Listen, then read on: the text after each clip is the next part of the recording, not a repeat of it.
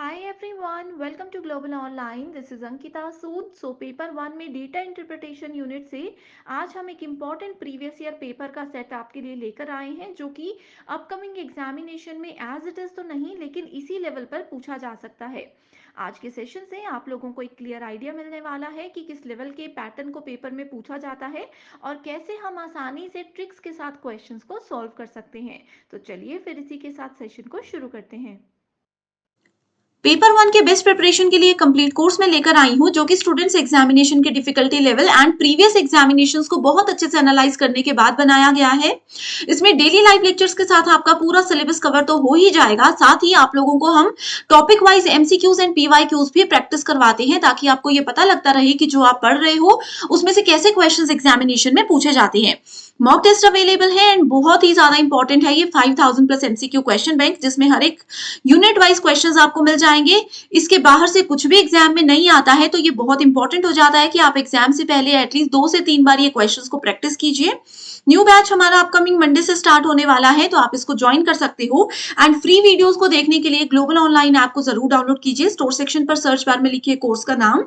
जैसे ही आप कंटेंट पर जाते हो आपके सामने कुछ फ्री वीडियोस आ जाएंगी, मेरे सेपरेट कंप्लीट कोर्सेज आ जाएंगे जिसके लिए जो कि एग्जाम के लिए काफी है. इसके बाहर से ना आपको कोई बुक लेने की जरूरत है ना आपको कोई एक्स्ट्रा मॉक टेस्ट के लिए पे करने की जरूरत है. इस कोर्स के बाहर से कुछ भी एग्जाम में नहीं आता है. लास्ट ईयर भी बहुत से बच्चों ने सिर्फ इसी से पढ़ाई करके अपने एग्जामिनेशन को बहुत अच्छे स्कोर से क्वालिफाई किया था.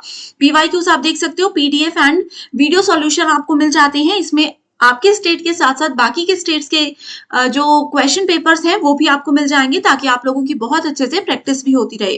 आप सभी स्टूडेंट्स इस कोर्स को ज्वाइन करने के लिए बस गिवन नंबर्स पर व्हाट्सएप के जरिए कांटेक्ट कर सकते हैं. इस टेबल में देखिए थोड़ा सा डिफरेंट टाइप का टेबल है ये. इसमें कहा है questions are based on the following information.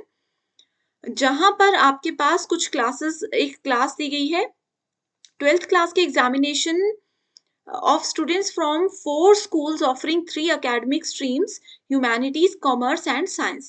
Okay, so 12th class का यहाँ पर डेटा दिया गया है. टोटल नंबर ऑफ स्टूडेंट्स जो कि 12th के एग्जाम्स में अपीयर हुए थे, ये है स्कूल के नाम. ठीक है, टोटल स्टूडेंट्स जिन्होंने पास किया है यानी कि ए स्कूल नंबर ए में 210 बच्चों ने पेपर दिया था लेकिन 182 पास हुए. ओके, ह्यूमैनिटीज में टोटल 87 ने पेपर दिया था लेकिन 78 पास हुए. कॉमर्स में टोटल 69 ने एग्जाम दिया था लेकिन 60 पास हुए. सिमिलरली साइंस में टोटल 54 स्टूडेंट्स अपीयर हुए थे ए स्कूल के एंड 44 पास हुए. तो ये पूरा डेटा आपको दिया गया है. बढ़ते हैं क्वेश्चंस पर. देखो इसमें कहा है what is the cumulative pass percentage of all schools in the humanities streams.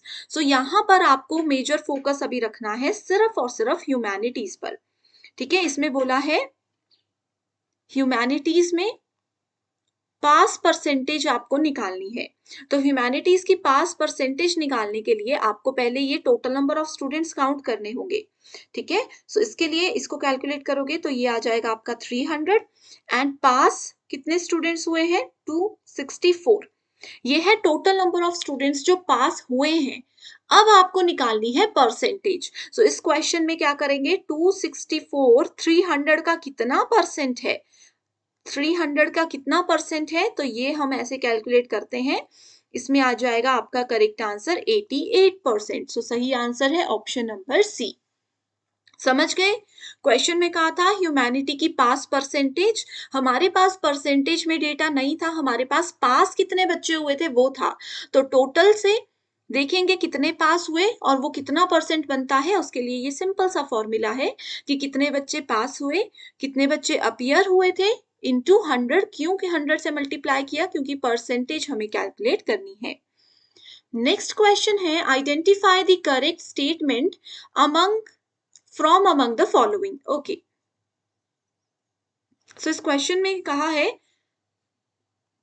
in the humanities stream the pass percentage of school C is higher than that of school A. ठीक है, answer तो आप लोगों ने देख लिया. इसको solve कैसे किया ये मैं अभी आपको यहां पर बताती हूँ. फर्स्ट ऑप्शन में कहा गया था in the humanities stream तो ह्यूमैनिटीज पे आपको फोकस रखना है। The pass percentage of school C, the pass percentage of school C, ये वाला डेटा है, is higher than of school A. तो हमें ये दोनों डेटा को कंपेयर करना है, ठीक है, किसमें? सिर्फ ऑप्शन नंबर ए में। तो इसको कैसे करेंगे? इसके लिए देखिए, पहले हम स्कूल सी में कैलकुलेट करेंगे। 50 स्टूडेंट्स टोटल थे आउट ऑफ 60, और परसेंटेज निकालनी है तो इसको कर देंगे मल्टीप्लाई 100 से, जो कि आ जाएगा 83.33%। आ गया। इसके बाद नेक्स्ट बोला गया है स्कूल ए। तो स्कूल ए में कितने थे टोटल? आपके पास थे 78 स्टूडेंट्स जो पास हुए थे, टोटल स्टूडेंट्स थे 87, मल्टीप्लाई कर देंगे 100 से, तो आंसर आ जाएगा 89.66%। सो इस ऑप्शन में क्या कहा गया था? इसमें कहा गया था इन ह्यूमैनिटी स्कूल सी का वैल्यू जो है वो हायर है ए से, तो स्कूल सी की वैल्यू कम आई है। देखिए इसकी वैल्यू कम आई है ए से, तो ये वाला ऑप्शन आपका गलत हो गया। समझ रहे हो क्या किया हमने? ठीक है। सेकंड ऑप्शन में कहा गया है इन द साइंस स्ट्रीम, तो अभी हमें सिर्फ साइंस पे फोकस रखना है। साइंस स्ट्रीम में pass percentage of school B, pass percentage of school B is higher than school D, is higher than school D, ये यहां पर बोला गया है। ठीक है, तो सिमिलर वे में हम इसको भी कैलकुलेट करेंगे।